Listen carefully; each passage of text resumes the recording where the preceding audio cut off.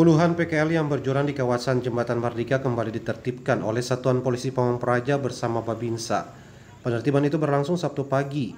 Barang dagangan dipindahkan oleh polisi Pamong Praja dengan menggunakan gerobak pada pukul 7 pagi.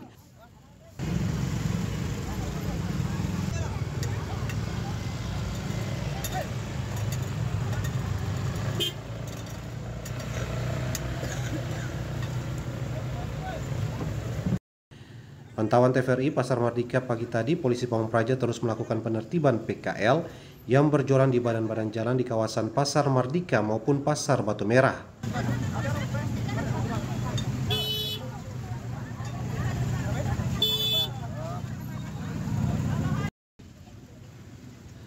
Penertiban ini tak lain untuk menjaga kawasan Pasar Mardika dan Pasar Batu Merah bebas dari kemacetan.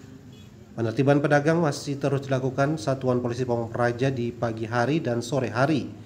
Hal ini merupakan kebijakan pemerintah Kota Ambon sebagaimana program Wali Kota Ambon Bodewin Watimena dan Wakil Wali Kota Ambon Eli Toisuta. Pandre Tahid melaporkan.